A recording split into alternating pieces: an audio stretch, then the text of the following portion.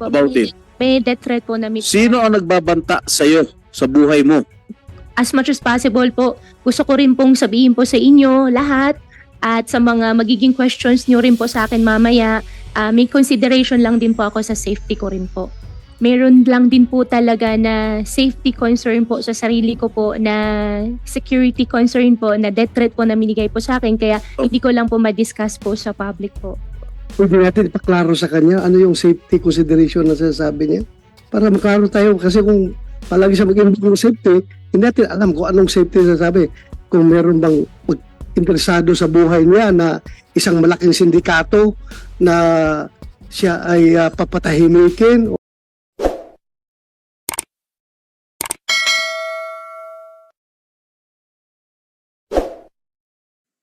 Hindi matatanggal ang katotohanan ito.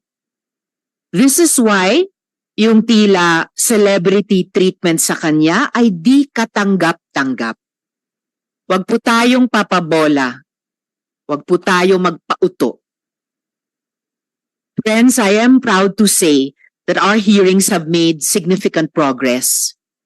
Maliban sa proklamasyon ng presidente sa pag-ban ng POGO, naiuwi na din sa Pilipinas si Alice Guo para harapin ang mga naiwan nating mga tanong para sa kanya. Sa gitna ng malawakang public interest sa tinatawag nilang Senetflix na ito, huwag nating kalimutan na ang pangunahin nating layunin ay ang pagpapaganda ng ating mga batas at polisiya. Nakikita na natin ang mga gaps sa ating mga polisiya sa birth registration, border control, cyber fraud at iba pa. We need to make sure our hearings achieve this purpose. Otherwise, all our efforts will be for naught. Hindi ko na po ito patatagalin pa.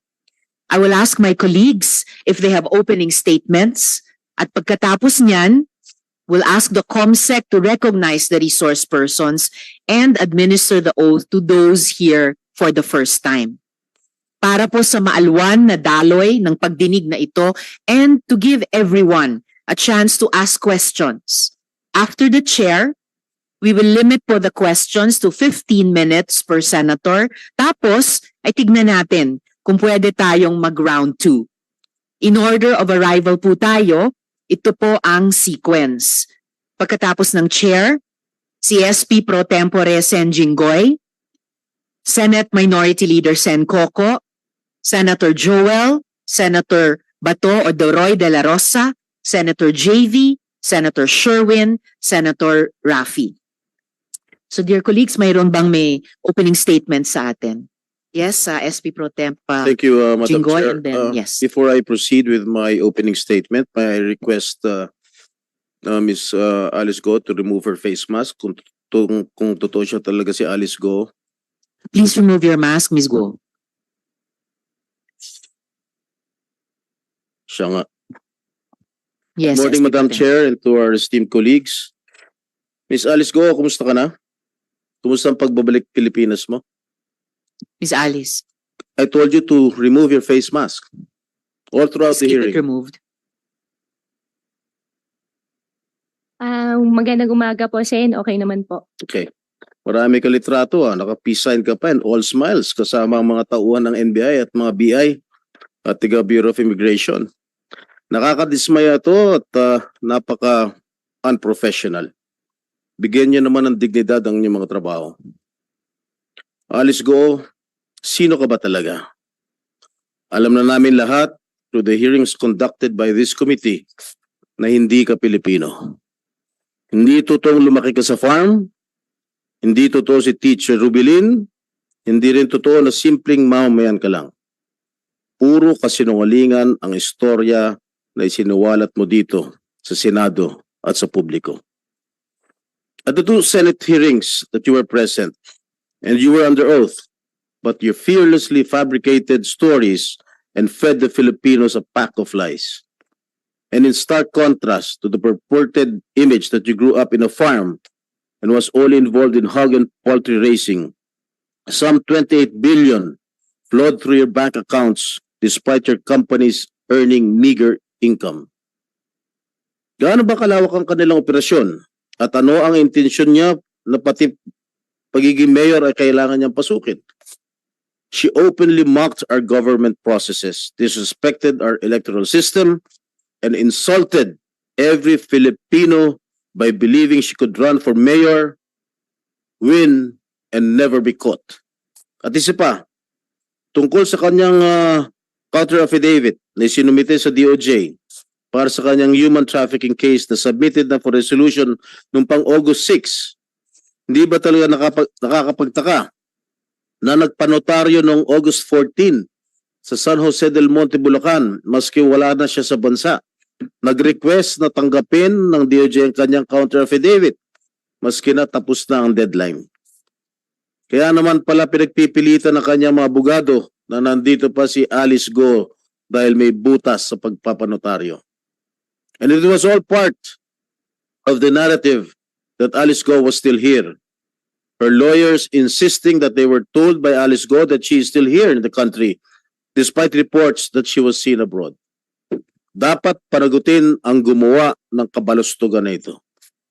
She must have been laughing at us, thinking she outsmarted everyone when she fled the Philippines undetected, or rather with the help of civilians and potentially even those in government. And let me just state frustratingly that the Indonesian authorities did exactly what the Philippine authorities have failed to do in 2 months with regard to her arrest. But nevertheless, I would like to commend the DILG Secretary Abalos, for a job well done and for successfully negotiating the return and bringing Alice Go back to our country. Nais natin malaman kung sino-sino ang mga tumulong kay Alice Go at sa kanyang mga kasamahan para makalabas ng Pilipinas na hindi dumaan sa tamang proseso. Certainly, we also would want to know how these Chinese nationals pretending to be Filipinos were allowed to open businesses under their names. How were they able to use Filipinos as dummies in their companies? Also, how were they able to circumvent the constitutional prohibition of limiting foreign equity to 40%? Maraming batas ang kanilang nilabag. Nararapat lamang na sila'y managot, and we cannot let them get away with this. Maraming salamat po, Madam Chair. Maraming salamat din, SP Pro Tem Jinggoy. Any other colleagues with yes, Sen Joel and then Sen Sherwin? Thank you very much, Madam Chair. Magandang araw po sa ating lahat. Ang sabi po ng John chapter 8 verse 32, the truth shall set us free. Isa lang po ang gusto nating lahat na malaman. Matagal na nating hinahanap. Matagal na nating hinihintay. Ito rin ang hinihintay ngayon ng sambayan ng Pilipino. Walang iba kundi ang katotohanan. Sapagkat ang katotohanan ang magpapalaya sa atin. Umabot po tayo sa araw na ito, Madam Chair, dahil bukod po sa puro hindi ko na po maaalala, Your Honor, ang sagot sa atin, tinaguan pa ho tayo ni Miss Alice Go na napag-alaman nating hindi tunay na Pilipino. Alice, binastos mo at binalahura mo ang buong gobyerno, ang buong sambayan ng Pilipino. Hindi ko maintindihan kung bakit nung nahuli ka, parang walang-wala sa'yo. Na-offend po kami. Na-offend po kami. Hindi ko po alam, pero parang ang turing mo sa amin ay kaaway na. Pero ang totoo, Alice, ang totoo, kung magsasabi ka ng katotohanan, kami dito sa Senado ang totoong kakampi mo. Bibigyan ka namin muli ng pagkakataon ngayong araw na ito. Pagkakataon na isiwalat ang katotohanan. Dahil kahit ayaw mong sabihin ng katotohanan, Senado ito. Hindi ito perya. Sigurado kami na malalaman at lalabas ang katotohanan sa Senado. Kung ikaw ay tunay na Pilipino, dapat alam mo ang kasaysayan. Sa kasaysayan, ang Senado ang nagiging sandigan ng demokrasya. Ito ang nagpapalabas ng katotohanan. Pag ikaw ay nagsasabi ng katotohanan, ang Senado ang siguradong magpuprotekta sa iyo more than any agency or institution in this country. Muli, isang bagong pagkakataon ng araw na ito, lalo para sa iyo, Alice. Sa pagsasabi mo ng katotohanan, hindi lang ikaw ang magbebenepisyo, kundi ang sambayanan. At ipapaalala ko sa iyo muli ang iyong sinumpaan dito sa Senado to tell the truth, the whole truth, and nothing but the truth. Kung hindi ka sasagot sa mga tanong natin dito sa Senado o maglulubid ka lang ng buhangin, hindi lalabas ang katotohanan. Nais nating sabihin sa ating mga kababayan ang kahalagahan ng ating ginagawa. Not just in the aid of legislation, but to ensure that we will put a period, an end to this horrible and terrible pogo na ipakita ng Senado through this committee na even LGUs, even a town like Banban ay kayang pasukin at kontrolin ng husto ng pogo. Can you imagine, ladies and gentlemen, kung magpapatuloy ito? Hindi lamang mayor, gobernador, congressman o senador, baka balang araw, pag hindi natin tinuldukan ito, sa susunod na halalan, meron tayong pogo-sponsored president. Kaya po importante na pagtulong-tulungan po natin ito at siguruhin that we will be able to serve the best interests of our people. Maraming salamat at magandang umaga po sa ating lahat. Salamat din, Sen Joel. Sen Sherwin. Go Huaping, nagsinungaling ka sa taong bayan, nagsinungaling ka sa Senado, at higit sa lahat, nagsinungaling ka sa sarili mong kababayan sa Bamban. Alam namin hindi ka Pilipino. Nakita namin yan sa pekeng birth certificate mo. Alam namin na hindi ka lumaki sa farm at hindi ka nag-homeschool. Dahil alam ko saan ka nag-aral, sa Grace Christian High School, na parehong eskwelahan na pinuntahan ko. Alam namin na merong kang kapatid na si Wesley Guo at si Seaman Guo na itinakwil mo nung una. At alam rin namin yung connection mo sa mga pogo. Kahit na naging mayor ka, hindi mo ibinenta yung pagmamay-ari mo sa Baufulan. At alam namin konektado ka pa rin yan hanggat ikaw ay nasa posisyon. Alam rin namin na merong kang koneksyon sa dalawang pogo na nag-ooperate sa sarili mong bayan, yung Hongsheng at yung Zunyuan. At mamaya ipapakita rin namin yung koneksyon mo doon. Kahit na tumakas ka, ipinagpatuloy namin yung pagdinig dito sa committee. At dahil sa pagdinig na ito, maraming kaso ang na-file sa iyo. 7 kaso. Graft and corruption case ng Ombudsman, human trafficking case ng DOJ, co-warranto case ng Solgen, tax evasion case ng BIR, money laundering case ng AMLAC, pagkansela ng birth certificate mo ng Solgen, at meron ring election code offense ng COMELEC. Ito na siguro ang tingin ko isa sa pinaka malalim at malalang criminal activity na nakita natin sa buong kasaysayan natin. Sa isang tao, halos 7 kaso ang isinampas sa iyo. Pero alam namin hindi pa tapos itong pagdinig namin. Gusto namin malaman kung sino ang tumulong sa iyo para makatakas. Pribadong personalidad man o sa gobyerno. Gusto rin namin malaman sino pa ang mga kasabwat mo sa Pogo Hub sa Bamban, pati na rin sa Pogo Hub sa Porac dahil nakakita na kami ng koneksyon dito sa dalawa. At gusto rin namin malaman kung sino-sino pa yung mga personalidad na tumulong sa iyo para mabuo itong mga Pogo Hub sa ating bansa, sa gobyerno man o sa pribado. Importante na makasuhan sila at importante rin na panugutin sila. Kaya mahalaga itong hearing na ito at mahalaga na marinig namin sa iyo mismo kung sino-sino itong mga taong tumulong sa iyo para magdala ng krimen dito sa ating minamahal na bansa. Thank you very much, Madam Chairperson. Thank you very much also, Sen Sherwin. Meron pa ba opening statements? Sen JV and then Sen Rafi. Madam Chair, morning po. Anyway, sa umagang ito, sabi ko nga noon, satisfied naman ako and I'd like to congratulate again the chair and the committee for ably handling this issue. Pero sa tatlong bagay lang po, Madam Chair, no? Ang importante, una-una, gusto natin malaman sino ba talaga ang tunay na mga boses, no, in this web of international syndicate na pumasok dito sa ating bansa. At sana po yan ay sabihin po ni Ms. Go ngayong umaga. Pangalawa, sino, muli nabanggit na, sino ang mga tumulong na pribado man o nasa gobyerno para siya po ay tumakas dahil hindi na po pwedeng maulit ito na tayo po ay binabastos sa sariling bansa, nakatulong ang ilang mga nasa ahensya ng ating pamahalaan.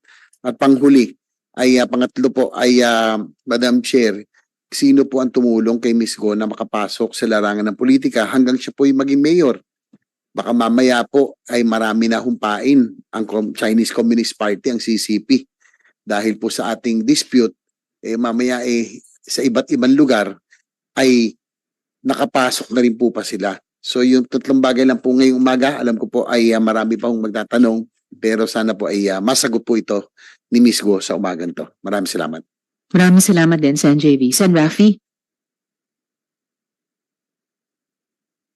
Good morning, Madam Chair, Senator Risa Ontiveros, colleagues, resource speakers and guests. Maraming salamat po sa pagdalo. As chairperson of the Committee on Public Service, I'm concerned about the regulation of our transport system. We provide regulations for several reasons. First, to safeguard those taking public transportation are safe and secure. Second, to ensure that those given the privilege to own and operate any form of transportation could be held liable for their actions in operating such vehicle, vessel, or aircraft.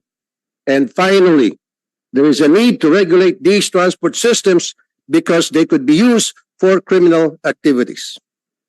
These past weeks, namangha po tayo sa mala-action movie na kwento ni Sheila Goo. She painted for us what was probably the escape route out of the Philippines. But note, that is just probably. Hindi po tayo sigurado. We have to take her testimony with a grain of salt. For all we know, binuulang din nila yung kwentong yan doon sa farm kung saan lumaki si Miss Alice Go. Mga kwentong paglihis sa tunay na nangyayari. Based on our research and discussion with transport experts, anyone with money could have several options for exiting the Philippines.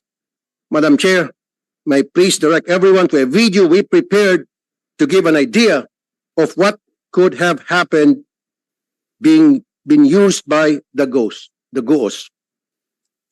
Sen. Rafi, just for the information of the committee, ilang minuto po yung ating video? Less than a minute, Madam Chair. Thank you. Please proceed, Sen. Rafi, as part of your opening statement. Starting with the lower deck, which is where most of the action. Before we proceed, the Chair would like to acknowledge and thank the presence of the Majority Leader, Sen. Francis. Salamat po. Please proceed, Sen. Rafi. Okay, as you can see, that's the fishing vessel. At nabanggit yan ni Alice Goo. Starting with the lower deck, during which is where one of most the hearings, action happens. Sheila Goo, na sumakay sila sa maliit na boat, kulay puti, and then nag-transfer sa isang fishing vessel. So maaring ganun yung ginamit na roll, yung video. And then papakita po natin kung papaano na hindi na niya kailangan pang sumampa from boat to boat dahil sinek din po namin from July 1 to July 20 yung route na binanggit ni Sheila Goo ay medyo rough ang dagat, medyo maalon, habagat, kaya imposibleng basta-basta na lamang sila makapagsampa without the aid of that fishing vessel that I showed. Wala ba tayong moving? Mabilis lang.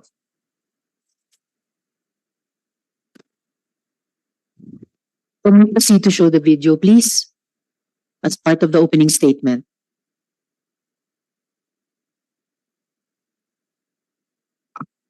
Or kung hindi pa kaya sa ngayon, Sen. Rafi, baka sa bahagi ng pagtatanong nyo mamaya. Yes. Today, Madam Chair, with the help of our resource speakers from the Coast Guard, Immigration, CAAP, and other relevant agencies, I would like to identify the weak points in our border control. Madam Chair, our country's borders is very complicated. Every shoreline could serve as an exit point. And this makes the Philippines a potential hub for transnational crimes. We have to review our border control and transportation regulations policies. Wala po sa mga commercial modes of transportation ang problema. Kasi ang kriminal, hindi naman po sasakayan ng MRT. Usually sarili niyang motorsiklo or heavily tainted na van. Ganon din po sa sea and air transport. Ang kriminal na may pera ay may ibang paraan ng paglalakbay. On another matter, Madam Chair, I would like also for us to look into the process and protocol in extracting fugitives in our country. This is not our first fugitive extraction. We have undergone this process before. But what was the reason why there seemed to be a different protocol with Alice Go's extraction? Yusek Raul Vasquez said that it was just an immigration-to-immigration issue. Si Alice Goo, tulad ni Sheila Goo at Cassandra Ong, ay hinuli ng Indonesian authorities dahil sa immigration violation. Dahil dalawang passport at hindi proper ang entry documents. That was the process that was followed because it is fast, efficient, and least expensive dahil nga immigration to immigration lang. Exclusion removal on their side and extraction on our side. In fact, for the two ladies, Sheila Go and Cassandra Ong, there were just 2 immigration officers and 2 NBI officers who processed their extraction and they took a regular commercial flight. What was the thought process behind the alternate protocol in the case of Alice Go? The Senate arrest order was issued prior to the warrant issued by the Capas Tarlac RTC. I want this to be clarified in this hearing. And finally, was the dismissal of Alice Go from being mayor a scheme for the filing of the case in Capas Tarlac? Would it not be better if this case was filed in a court outside the jurisdiction of Tarlac, which Alice Go treated as her playground?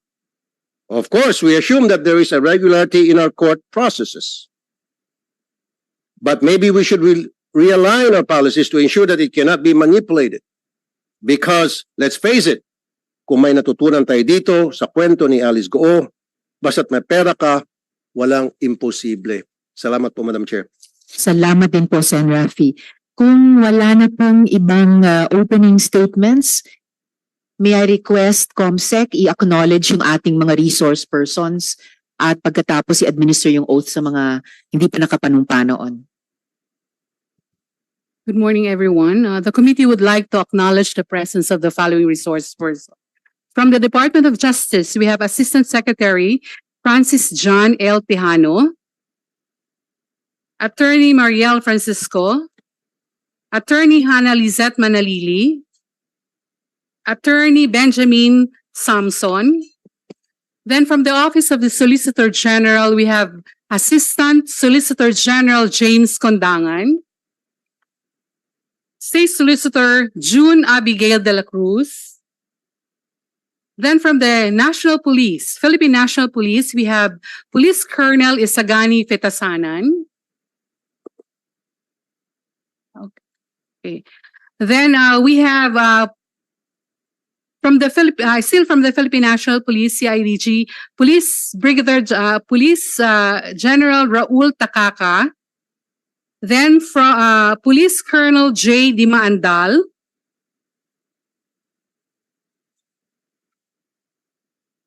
From the Department of Information and Communications Technology, we have Maricar Magpili.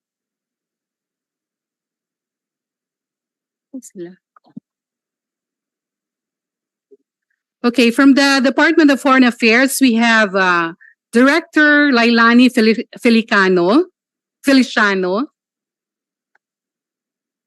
Director Von Ryan Pangwi. Then from the Department of Interior and Local Government, we have Assistant Secretary Romeo Benitez. From the Department of Transportation, we have ASEC Enrique Antonio Esquivel. From the Presidential Anti-Organized Crime Commission, we have Undersecretary Gilberto Cruz. We have Director Winston John Casio. Then from the Interagency Council Against Trafficking, we have Undersecretary Nicolas Felix T. From the Philippine Amusement and Gaming Corporation, we have a chairperson, Mr. Alejandro Tenco. Together with General Raul Villanueva, Attorney Josephine Pagdanganan, Attorney Aliyah Kumagul. Then from the Anti-Money Laundering Council, we have Attorney Adrian Arpon. We have Attorney Arnold Cabanglit.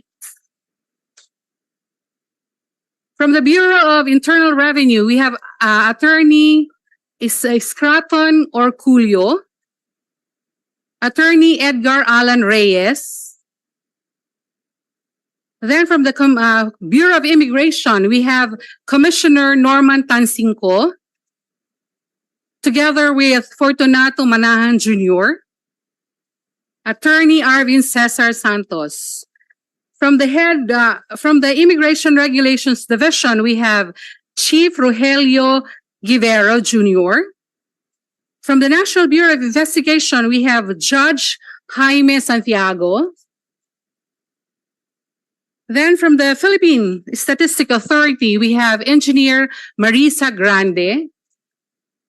We have Attorney Eliezer Ambatali.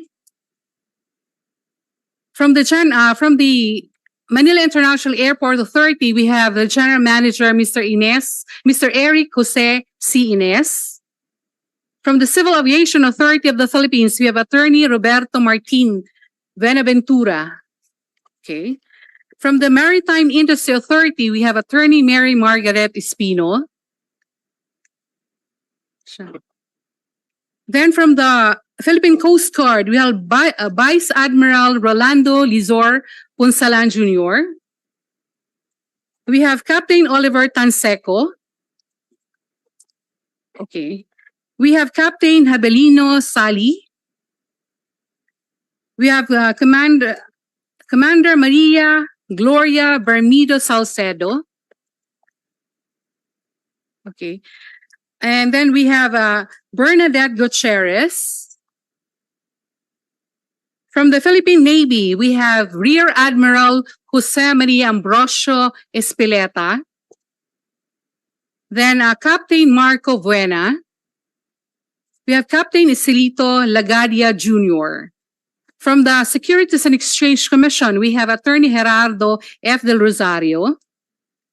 Then we have Miss Cheryl Medina, the Executive Assistant of Mayor Calugay.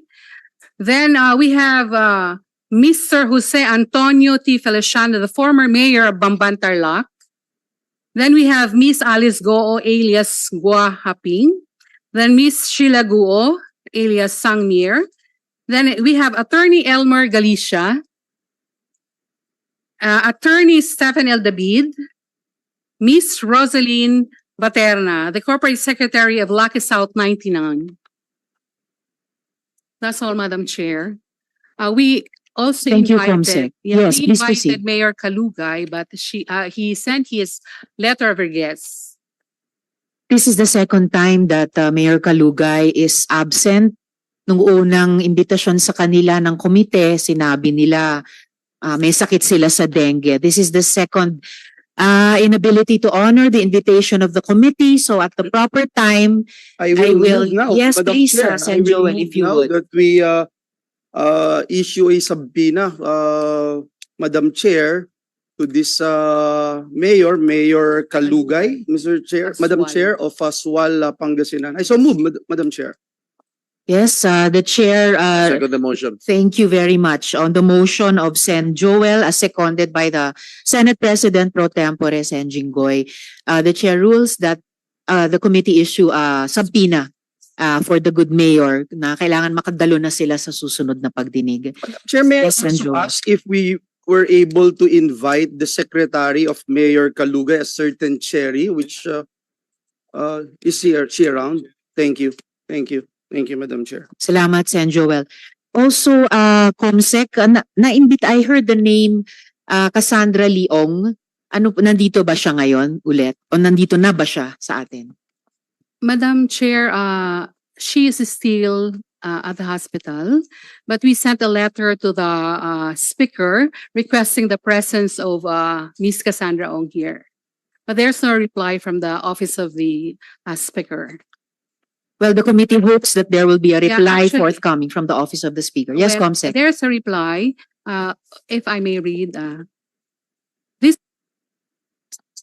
of your committee to allow Ms. Catherine Cassandra Leong to attend the public hearing on September 9, 2024 at the Senate. Please know that this request has been approved by the Joint Justice Committee.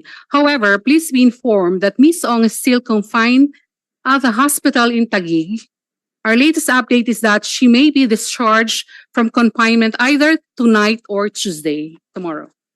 That's good to know, Comsec, at salamat sa sagot ng Office of the Speaker. We have that in writing, ano po, hindi lang sa cellphone. Okay po. And tamang-tama kung di-discharge na siya ngayong gabi kasi actually ang alam natin last time, Huwebes, 2 to 3 days lamang siya pinapapahinga ng doctor ng house. So she should really be here at the next hearing. Yes, Madam Sen Chair. Joel. Yes, Madam Chair, following the opening statements a while ago of Senator Raffy, and I think it's very important that we set the record straight when it comes to the contempt powers of the Senate, the jurisdiction and the pending court cases. And I can see two brilliant legal luminaries here on this August chamber. Madam Chair, just for the record and for the sake of clarification, is it correct that Miss Alice Go is still under contempt for her failure to attend the two hearings of this Senate committee, June 26 and July 10 hearing? Is that an affirmative, Madam Chair? That is correct, Sen Joel. Alice Go or Go Huaping is still subject to the citation of contempt of this committee and the Senate. So live pa rin po ito, Madam Chair. Pangalawa, yung jurisdiction, no? May we know the committee's position as to the jurisdiction and the period of imprisonment under the inherent contempt powers of the Senate, Madam Chair? Sen Joel, those are actually among the questions that not only the chair, but I'm sure the colleagues will be raising during this hearing. And by the end of the hearing, gusto kong makapagbuo talaga ng ruling ang chair at ang komite tungkol sa importanteng usaping ito. Kasi napaka-importante po sa komite at sa buong Senado na nirerespeto ng mga resource persons ang powers at ang rulings ng Senado. In the same way, we give equal respect to the co-equal branches of government.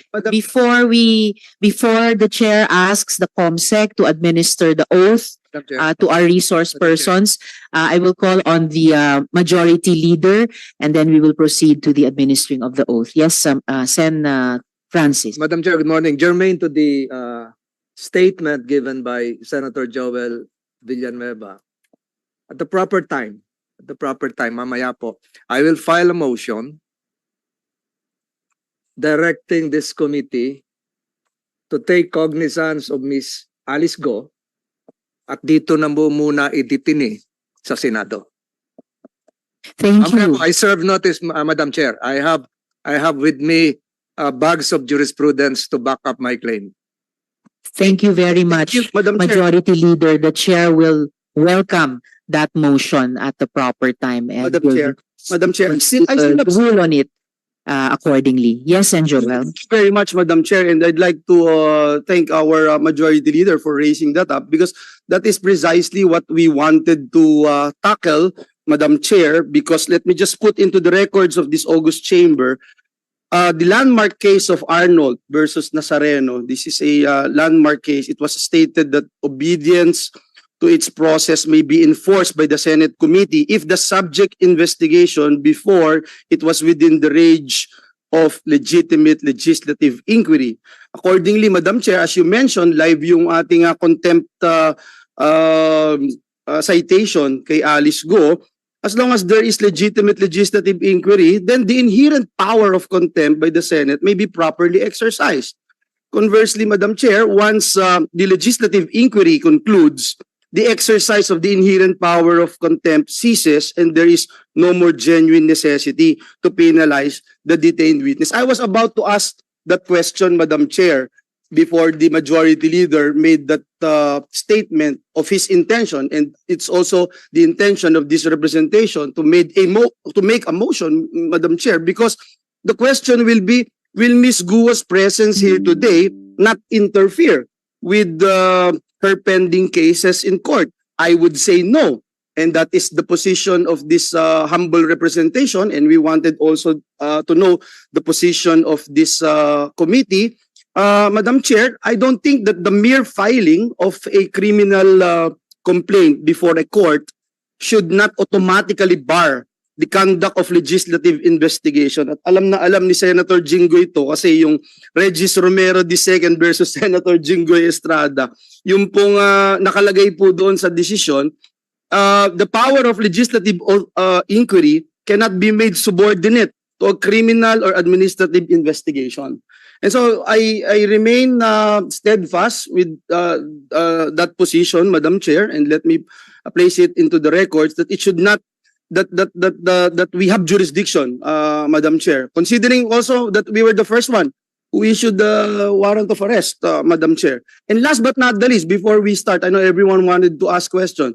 I wanted to raise this, and considering that we have Senator Francis Tolentino and Senator Rococo Pimentel with us here today, if you look at RA number 100660, this is an act strengthening further the functional and structural organization of the Sandigan Bayan, further amending Presidential Decree number 1606.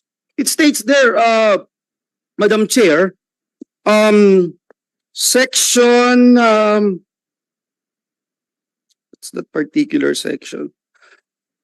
Section 5, if I'm not mistaken, Madam Chair, that the regional trial courts shall have exclusive original jurisdiction where the information does not allege any damage to the government or any bribery. Letter B, alleges damage to the government or bribery arising from the same closely related transactions or acts in amount not exceeding to 1 million pesos. So yun po yung nangyari, no? But, Madam Chair, it should not be the Capas Regional Trial Court, but a different court should handle the case of Miss Alice under Republic Act number 10660, Madam Chair. It states there that cases, and we talk about it on the sidelines with our minority leader. It says there, cases falling under the jurisdiction of the Regional Trial Court under this section shall be tried in a judicial region other than where the official holds office. So I submit to the wisdom of this committee, and again, wanted to put that into the records. Thank you, Madam Chair. Thank you also, Sen. Joel. Of course, that is a substantive question already. So yung tanong tungkol sa criminal jurisdiction, siguradong i-discuss pa natin mamaya ng konti sa hearing na ito. Pero mayaman na yung mga predicate na inilatag para sa motion na ihahain ni Majority Leader Sen. Francis mamaya at pati ni Sen. Joel. At gaya ng sinabi ko kanina, dahil talagang ang Senado ang unang nag-issue ng warrant kaugnay ni Alice Guo at nag-trigger ng manhunt para sa kanya, the Chair will welcome that motion, and ano pa man yung magiging ruling ng Chair, makakapag-coordinate naman at magko-coordinate kung sakali ang komiteng ito sa korte which has jurisdiction of her detention at the moment. So maraming salamat po mga kasama para dito sa ating unang round ng exchanges. Comsec, panumpain yung mga hindi pa nakapapanumpa. May I request those who have not taken their oath during the previous hearings to please stand up, raise your right hand, and repeat after me.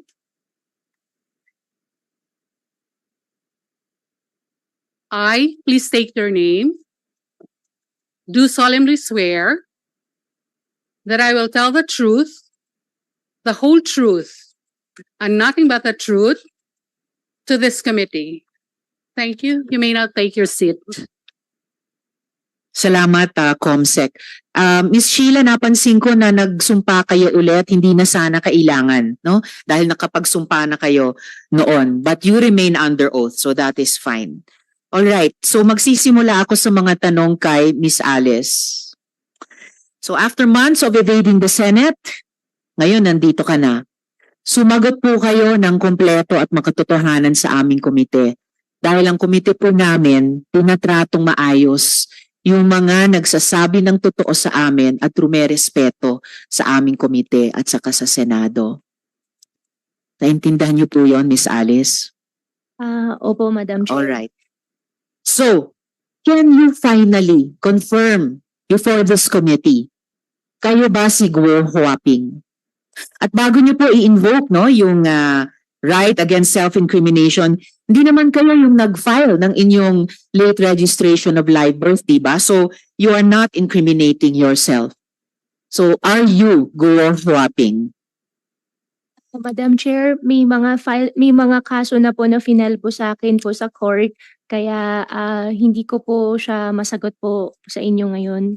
I don't think yung tanong ko ay may kinalaman sa kaso sa inyo, lalo na may prueba nang na-establish ang NBI at yung isa pang ahensya kinukumpara yung fingerprints ni Guo Huaping at fingerprints nyo bilang Alice Guo at parehong sinabi nilang magkaparehong taong ito. So, for your own sake at para sa kabatiran ng aming komite, just one last time on this very simple fundamental question. Ikaw ba si Guo Huaping? Madam Chair, hindi ko po kino-confirm at may kaso na po sa akin sinampa, sasagutin ko po sa korte po. Madam Chair, Well, may I yes, Senjoro. One related question. Madam Chair, may I invoke? I am not going to invoke or raise a point of order, but may I invoke Section 19 of our Senate rules, which states the privilege against self-incrimination. A witness can only invoke his right or her right to self-incrimination, Madam Chair, only when a question which tends to elicit an answer that will incriminate him or her is propounded to her. However, Madam Chair, the witness or the resource person may offer to answer any question in an executive session. So I would just like to invoke that, Madam Chair, because the chairperson already stated that it will not in any way incriminate her, Madam Chair. Just to put that on record. Salamat, Sen Joel. Exactly. So, inulit, no? Yung sinabi ko na sa inyo kanina, hindi naman kayo mai-incriminate, simpleng tanong kung sino ka. And additionally, unless hihingi pa tayo ng executive session, no? Lilipat pa kami kasama nyo sa ibang kwarto para lang masagot nyo sino ba kayo talaga or palalabasin ng chair lahat ng mga taong ito para lang mag-executive session. And before I proceed, I just like to recognize the presence of Sen Loren. Salamat, Sen Loren, for your Good morning, Madam participation Chair. today. Good Colleagues. morning po.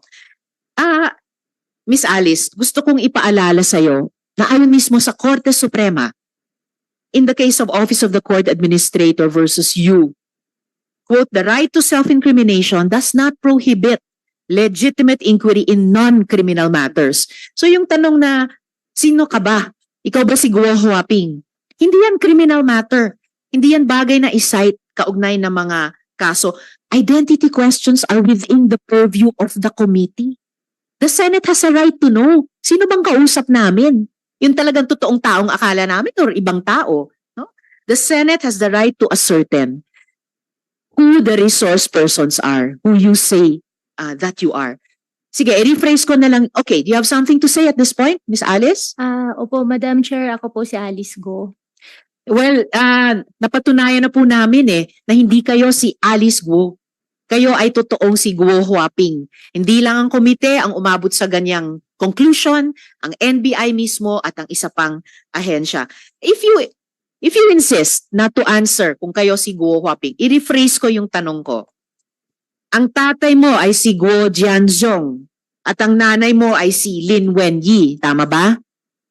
Ang tatay ko po si Guo Jianzhong po, Madam Chair. At nanay niyo? Nanay si Lin Wenyi. Nako, Miss Alice, binabaliktad nyo na yung sinabi nyo sa isang previous hearing, no?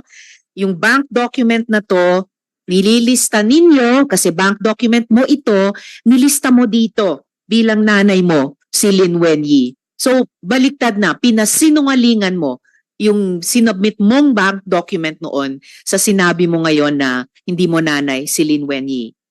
You were born in China, not in Tarlac. Tama po ba? Ang alam ko po, I was born in Tarlac po, Madam Chair. Ang childhood mo, mula sabihin natin 0 to 12 years old, ay sa China, tama? Kaya wala kang maalala, wala kang makwento sa amin ni isang alaala ng pagkabata mo sa Tarlac, di ba? Yes, and Lauren, for one related question. Statement. Nag-off na po siya. Pero maliwanag na nagsisinungaling kung saan siya napanganak. So, I bring that to the body. Opening pa lang, nagsisinungaling na. Alam naman nating lahat na may mga ahensya ng gobyerno na nagbigay ng mga birth certificate at inamin na nila ng PSA sa mga dayuhan at kasama siya doon. So, umpisa pa lang, ini-insist niya, pinagpipilitan niyang napanganak sa Tarlac. Wala na pong maniniwala yan. Alam na po natin yan. So, I'm just putting that on record. How can we extract the truth if the first question, wala pang ang question, ay nagsisinungaling na? Salamat, Sen. Lauren. So, thank you. At nakahanda na nga at lalong tumitibay yung ihahaing motion ni na Majority Leader at Sen. Joel Madam at Chair. the proper time. Madam Chair. Yes, Sen. Rafi, for one related question. Noong May 22 this year, hinamon ko si Alice Goo kung willing siya mag-undergo ng lie detector test. Hanggang ngayon, okay ka pa rin ba, Miss Alice Goo? Papayag ka pa ba magpa-lie detector test para malaman natin yung mga sinabi mo, ibabangga natin doon sa mga alam namin. Are you still willing? Miss Alice. Madam Chair, pwede ko po i-consult po muna. Sinong i-consult mo? Consult ko po sa lawyer po muna. Alright, you can do that during this hearing. Ay, thank you po. Balikan po namin yung tanong na iyon during this hearing. Thank you. Ngayon, This yes, is related. Sen. This is Joel, a related, related Madam Chair. question. Very related. Madam Chair, obviously itong nambasto sa Senado ay wala pa ring konsensya para magsalita ng katotohanan sa atin, Madam Chair. Yung simpleng tanong nyo kanina, Madam Chair, siya ba si Gua Huaping? Kahit po magsinungaling siya, hindi siya sumagot, kung ano-anong sabihin po niya sa atin. Madam Chair, ang NBI mismo ay nagkaroon ng fingerprints ni Alice Goo at nitong si Chinese National Gua Huaping. At in-establish po doon na match and the same person si Gua Huaping at si Alice Goo. So ang tanong na lang siguro, Alice, ikaw ba naniniwala doon sa pagmamatch sa finger prints that match na ginawa nitong NBI na ikaw si Gua Huaping at si Alice Goo ay iisang tao? Miss Alice. Madam Chair, honestly po, hindi ko po alam kung paano po nangyari. Basta alam ko po, ako po si Alice Goo po. At pasensya na rin po kung hindi po kayo naniniwala. Ako sinasabi ko, as much as possible po, gusto ko rin pong sabihin po sa inyo lahat at sa mga magiging questions nyo rin po sa akin mamaya, may consideration lang din po ako sa safety ko rin po. Well, tatanungin ko rin kayo tungkol diyang sinasabi niyong safety niyo mamaya. Pero ibig sabihin din, bawat tanong namin ngayon, dahil paiksi na yung panahon, pasara na yung window of opportunity niyo, bawat tanong namin ay pagkakataon sa'yo magsabi na ng totoo at wag nang magsinungaling sa komiteng ito. Miss Alice. Chair? Short interjection. Yes, Senator Roy, for one related question. May ask from the chair kung pwede natin ipaklaro sa kanya ano yung safety consideration na sinasabi niya para maklaro tayo kasi kung palagi siya mag-involve ng safety, hindi natin alam kung anong safety na sabi. Kung meron bang interesado sa buhay niya na isang malaking sindikato na siya ay papatahimikin o ano bang safety na sinasabi niya, Madam Chair? Miss Alice, tatanungin ko rin sana sa iyo yan mamaya ng konti. But briefly, simulan yung sagutin yung tanong ni Senator Roy. Ano ba yung sinasabi niyong safety na iyan? Sen, tungkol po sa personal ko pong safety po. Kaya Okay. nga, ano yun? Anong threat, anong safety? So anong threat nakikita mo? May Para matulungan ka namin. Sige. death threat po. May Sino death threat. Sino? Hindi ko lang po may discuss po dito in public po. Why don't you May discuss it threat in po. public? The people ought to know about May- it. May death threat po na may Sino ang nagbabanta sa'yo sa buhay mo? Kung ayaw mo pang sagutin ngayon, Miss Alice, hindi kayo makakatakas sa tanong na yun. Tatanungin ko rin kayo dyan. Madam Chair, wala po din naman po akong plan po na takasan po yung question po. However po, meron lang din po talaga na safety concern po sa sarili ko po, na security concern po, na death threat po na minigay po sa akin. Kaya Oh. hindi ko lang po ma-discuss po sa public po. Madam, Yes, then, Miss Alice, nung nakita kayo ni Secretary Abalos, ang una mong sinabi kay Secretary Abalos, tulungan mo ako, Sec, may death threats ako. Sino ang nagbabanta sa'yo? sagutin mo na ng maiksi at diretso, Miss Alice. Opo, Sen, pasensya na po, hindi ko kasi masabi po in public. Kasi nga po, may safety problem nga po ako. Madam Chair, that answer is unacceptable. As far It's unacceptable, Sen. Joel. Pero parang sasagutin na. yung committee sa kanyang safety, pag ganun. Wala namin kung binobola mo kami rito. Pagkatapos ng kaming bastusin, gaganyanin mo kami ngayon, sasagutin mo kaming ganyan, pagkatapos mo kaming bastusin, pagkatapos mo kaming takasan, sasabihin mo may death threat ka, tapos di mo masabi kung saan galing yung death threat mo, hindi mo masabi kung dito sa Pilipinas o sa abroad. Miss Alice, pinaalalahanan kita, you never raised security concerns to the committee before. Nito na lamang na aresto ka na at ibinalat dito. Tatanungin pa rin talaga kita dun sa sinasabi mong death threats na yan na ngayon lang namin narinig yan. Balikan ko lang muna yung kumbaga prejudicial question para sa amin, yung identity ninyo. You entered the country as Guo Huaping in 2003, correct? Ikaw ay 12 or 13 years old pa lamang noon, correct? Madam Chair, wala po akong record po niyan. Oh, speaking of records, have you ever had a Chinese passport? Ang alam ko po, Madam Chair, Filipino passport po. Filipino passport. Sa pagkaalam namin, nagkaroon ka ng Chinese passport, hindi mo lang ni-renew, nag-lapse yun. So, Alice Guo, alias Guo Huaping, Filipino ka ba? Opo, Filipino po ako, Madam Chair. Chair. Yes, and Lauren, for thank you. one related question. Since yung sinabi po nyo, kung meron siyang passport na Philippine passport, sinabi niya meron siya. Tapatin lang tayo. Sino ang nagbigay ng Philippine passport? Sino rin nag-issue ng kanyang Philippine birth certificate? Pag sinabi mo yon, we can protect you. Pag sinabi mo yung totoo, paano ka naging Pilipino, paano ka nagkaroon ng passport, then you're answering us properly, we can perhaps protect you. But if you keep on lying to us, you will sink in a web of lies. Hindi ka namin maprotektahan sa mga sindikatong naghahabol sa'yo. I suggest to answer that. How did she get her Philippine birth certificate from the PSA or the satellite office, and how she acquired her Philippine passport from the DFA? We have to find out the syndicates in the government agencies. Madam Chair. Record para sa kabatiran ng lahat. At lumabas na po ito sa mga nakaaraang paring mayroong birth certificate na nakuha through late registration of live birth, pero mismo ang PSA, I'm sure mako-confirm ito ni Engineer Grande later, Engineer Mariza, ang PSA mismo ang nagsabing irregular ang birth certificate na iyon. Kaya tinulob nila sa Office of the Solicitor General na kanselahin na ito. But apparently, habang hawak pa yung irregular birth certificate na iyon, nagamit para makakuha ng Filipino passport. Pero sa pagkaalam din ng aming komite, nagkaroon ka, Miss Alice, ng Chinese passport. Kaya sa lahat ng mga tanong na ito so far, bakit ayaw mo sumagot? Wala namang self-incriminating sa mga tanong na ito. You are only being asked, in fact, you are only being asked about your previous answers to the committee. Yung mga previous documents na sinabit mo sa mga bangko na nakuha namin. So please stop being evasive. Stop being evasive before this committee. I-flash, ayan, finlash namin ulit yung dactyloscopy report ng NBI, no? Result of examination after a thorough examination and analysis, fingerprints of Guo Huaping, Ilin, and fingerprints of Guo Alice Ilial were found identical.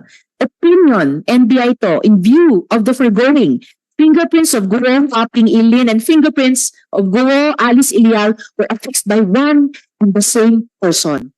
Isang tao lamang. Yun yung unang tanong ko sa inyo. Pero nagsinungaling pa rin kayo. Now, once and for all, Alice Guo, alias Guo Huaping, I am giving you the opportunity to explain why you should not be cited in contempt for lying before this committee and for providing untruthful and evasive testimony. Miss Alice?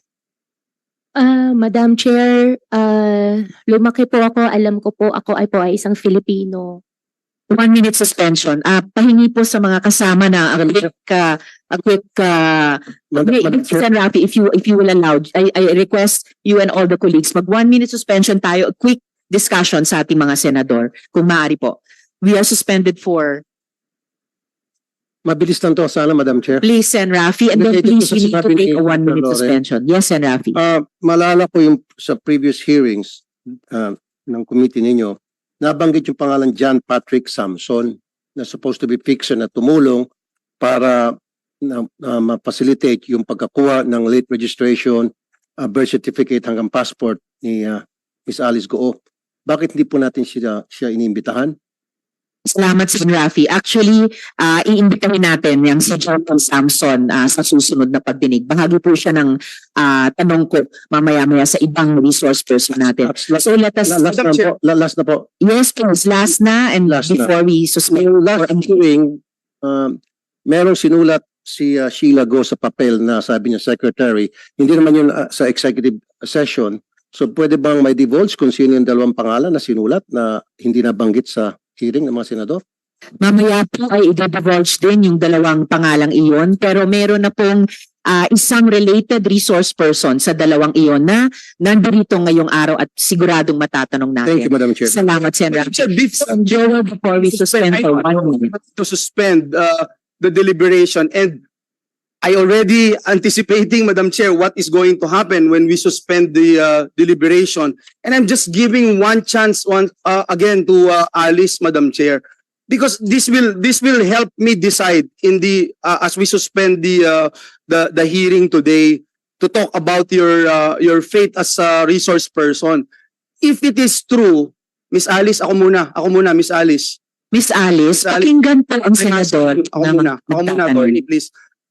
Attorney, Sabi mo may death threat ka, pero ayaw mong sabihin kung saan nanggagaling yung death threat mo. Ni ayaw mong sabihin ba sa amin kung ito'y tawag o sulat o text?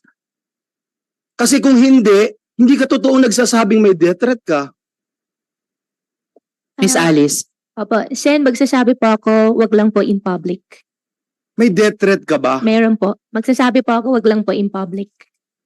Well, I will accept that, Madam Chair, but ang problem kasi is kung yung death threat na yan, totoo o hindi, Madam Chair, dahil ayaw talaga niya magsalita. I will yield, Madam Chair, to the wisdom of the committee. Thank you. Salamat, Sen. Joel. At saka ang hirap kasi, ang dami mo nang sinabing hindi totoo eh.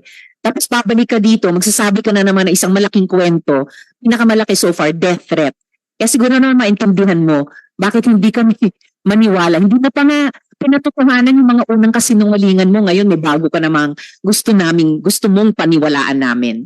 So we will suspend for 1 minute and then resume after 1 minute. Hearing suspended.